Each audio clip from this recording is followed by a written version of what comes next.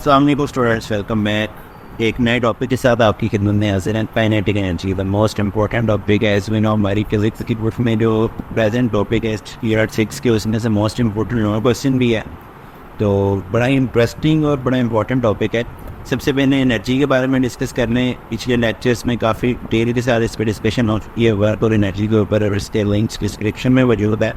अगर कोई कन्फ्यूजन है या फर्दर की एक्सप्लेनेशन चाहते हैं तो लाजमी इन लेक्चर्स को देख लीजिए।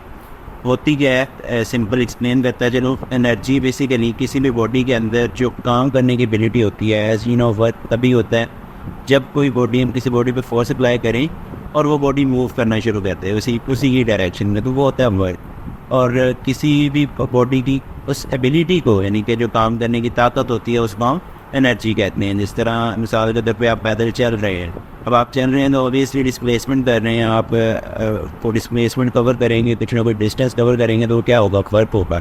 और अब आपके अंदर जितनी एबिलिटी होगी आप उतना चल सकेगी। So that's mean this is called energy. ये आपकी एनर्जी है कि आप इतना मूव कर सकते हैं। तो नेक्स्ट मूव करते हैं मैकेनिकल एनर्जी, जो हमारा मेन टॉपिक है। Mechanical energy basically two types के, इस पर काइनेटिक एनर्जी जो अभी हम पढ़ने जा रहे हैं, and next one is potential energy. इंशाल्लाह इस पर नेक्स्ट लेक्चर में डिस्कस करेंगे। So what is kinetic energy? Kinetic energy होती क्या है?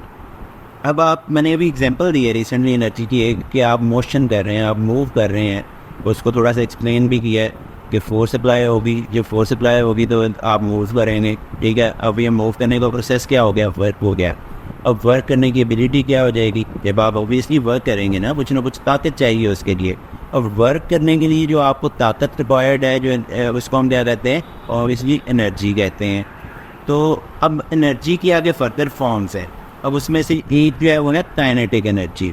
अब आप जब भी मूव करेंगे, आप या कोई भी ऑब्जेक्ट जब मूव करेगा, इवन के आप लैपटॉप को उठा के दूसरी जगह पे रख दें ना, या मोबाइल को उठा के बेबस दूसरी जगह मूव करवाना शुरू करते हैं, तो ये क्या है, ये सारी की सारी एग्जांपल्स किस चीज़ की हैं, काइनेटिक एनर्जी की हैं। ठीक है, तो the energy processed by a body due to its motion, किसी भी ऑब्जेक्ट की उसकी मोशन की वजह से जो एनर्जी होगी, उस एनर्जी को हम क्या कहेंगे जी, काइनेटिक एनर्जी। फिर रिपीट करना हो, किसी भी ऑब्जेक्ट में उसकी मोशन की वजह से, उसकी मूवमेंट की वजह से जो एनर्जी होती है, उस एनर्जी को हम कहते हैं जी काइनेटिक एनर्जी। इसका फार्मूला है हाफ mv², 1/2 mv²। बहुत इंपॉर्टेंट फार्मूला है। इसकी कुछ एग्जांपल्स देखते हैं। मूविंग एयर, जब भी एयर जब मूव करे, जब स्टिल है हमारे सराउंडिंग में जो एयर प्रेजेंट है, जब वो मूव करना शुरू करती है उसको हम कहते हैं। तो अब ये मूव क्यों कर रही है, पहले बताया मैंने कि जब भी कोई चीज़ मूव करेगी उसके लिए किस चीज़ की रिक्वायरमेंट है, एनर्जी के भी। अब देखें ना, यहाँ पे चेयर पड़ी है आपके सराउंडिंग में, जहाँ पे भी बैठे हैं, कोई भी चीज़ है, अब वो पड़ी है, ठीक है, एकदम से मूव करना शुरू कर दे, एकदम से मूव करना शुरू कर दे, तो क्या होगा, अंदर तो आएगा ना यार, कोई जिन तो नहीं आ गया, क्योंकि खुद ब खुद तो कोई चीज़ मूव नहीं करती। मूव उसी वक्त करेगी जब उसको कोई चीज़ मूव करवाएगी, उसमें कोई ना कोई एनर्जी होगी, देन फिर ही मूव करेगी ना। अदरवाइज क्या होगा, आप तो ऑब्वियसली यार ये क्या हो गया, मेरी चेयर बड़ी मूव करना शुरू हो गई, ऐसा तो पॉसिबल नहीं है। उसमें कोई ना कोई एनर्जी होगी, देन फिर मूव करती है। तो इसी तरह जब एयर मूव करती है तो वो विंड एनर्जी होती है बेसिकली। तो ये भी इसकी एक एग्जांपल है, जो कि विंड मिल्स को मूव करवाने के लिए यूज़ होती है। मोबाइल पंखे, ये डायग्राम शो हो रही है, उसमें देख भी सकते हैं। तो डिफरेंट किस्म की इस तरह के आप एग्जांपल्स मिल जाएगी। तो इसी तरह मूविंग वाटर है, पिछले लेक्चर में भी इसकी मैंने एक एग्जांपल दी थी। जिस तरह एक नहर है या दरिया है, उसमें पानी मूव कर रहा है, तो ऑब्वियसली वो भी किसी एनर्जी की वजह से मूव करेगा। तो जितनी भी चीज़ें मोशन से रेलिवेंट है, जितनी भी इसकी एग्जांपल्स है, वो कौन सी होगी, काइनेटिक एनर्जी होगी वो। सुनो, अब हम इसकी इक्वेशन को प्रूव करते हैं। लेट्स सपोज मेरे पास एक मास m है, मैं क्या करता हूँ, उसके ऊपर अगर मैं फोर्स अप्लाई करूँ इस डायरेक्शन में, और उसको मैं मूव करवाता हूँ, डिस्प्लेस करवाऊँगा, तो ऑब्वियसली अपनी लोकेशन चेंज करेगा ये मैस। अब यहाँ से यहाँ तक पहुँच चुका है। अब यहाँ पे एक छोटा सा क्वेश्चन है कि जब मैंने इसके ऊपर फोर्स अप्लाई करवाई थी, तो इनिशियल पोजीशन में ये कहाँ पड़ा था, तो ऑब्वियसली इसकी वेलोसिटी क्या थी, 0, यानी कि जब ये बिल्कुल भी मूव नहीं कर रहा था, देन इसकी वेलोसिटी क्या थी, 0 थी। अब जब इसने मूव किया है इस डायरेक्शन में, यहाँ से यहाँ तक मूव करके आ गया है, अब इसकी वेलोसिटी मूव करते हुए तो कुछ ना कुछ चेंज हुई है। अब उस वेलोसिटी को लेट्स सपोज मैं कह देता हूँ v, ठीक है। अब इस पूरे प्रोसीजर को मैं क्या बोलूँगा, क्योंकि चेंज इन वेलोसिटी हुआ है, डिस्टेंस कवर हुआ है फोर्स की वजह से, तो इस पूरे प्रोसेस को मैं वर्क का नाम दूंगा, जिसको हम एज यू नो कि वर्क इज इक्वल्स टू क्या होता है, एफ होता है। ठीक है, मैंने पहले बता दूँ प्रूफ क्या कर रहे हैं कि kinetic energy is equals to 1/2 mv²। इस बात को माइंड में रखिएगा, हम ये चीज़ प्रूफ करने जा रहे हैं कि काइनेटिक एनर्जी जो होती है 1/2 mv² के कैसे इक्वल है। ठीक है, बस स्टेप बताया, क्योंकि मोशन की वजह से होती है तो मैंने यहाँ पे मोशन ही करवाई है, अभी तक और कुछ नहीं हुआ। सिंपल मास पड़ा था, मैंने फोर्स अप्लाई की, मूव करके दूसरी जगह पहुँच गया, उस पोजीशन के अंदर पूरे प्रोसेस के अंदर। यहाँ पे क्या है, इनिशियल वेलोसिटी 0 है, वो भी रेस्ट पे पड़ी है। ठीक है, मैंने फोर्स अप्लाई की, फोर्स अप्लाई करने के बाद दूसरी जगह पहुँच गया, तो ऑब्वियसली फाइनल वेलोसिटी उसकी कुछ ना कुछ चेंज हुई है। ठीक है, यहाँ तक उम्मीद है क्लियर हो चुका होगा। ये हमारा क्या था, वर्क। अब यहाँ पे एक कंसेप्ट और बताता चलो, v i is equal to 0 और v f is equal to 0। क्या प्रोसेस में क्या हो रहा है कि वेलोसिटी चेंज हो रही है। अब आपने कंसेप्ट पढ़ा होगा एक्सेलरेशन का, दूसरे या तीसरे चैप्टर में है कि एक्सेलरेशन क्या होता है, change in velocity with respect to time. अब यहाँ पे भी देख सकते हैं वेलोसिटी चेंज हुई है और इस पूरे प्रोसीजर में कुछ ना कुछ टाइम भी कंज्यूम हुआ है। ये तो नहीं है तो मैं इधर पहुँच गया, तो इस चीज़ को हम क्या कहते हैं कि एक्सेलरेशन बोलते हैं। ये मतलब जो हमारा कहते हैं रिक्वायर्ड डाटा वो हमारे पास मौजूद है। ठीक है, अब हमने कुछ ना कुछ वो क्या कहते हैं फाइनल चीज़ बनानी है, हमने सारा ऑपरेटर्स इकट्ठा कर लिया है, खाने का सारा सामान रेडी कर लिया है, अब हम डिश बनाने जा रहे हैं। तो इनिशियल वेलोसिटी हमारी 0 थी, फाइनल वेलोसिटी v है। अब हम यूज़ करेंगे थर्ड इक्वेशन ऑफ मोशन।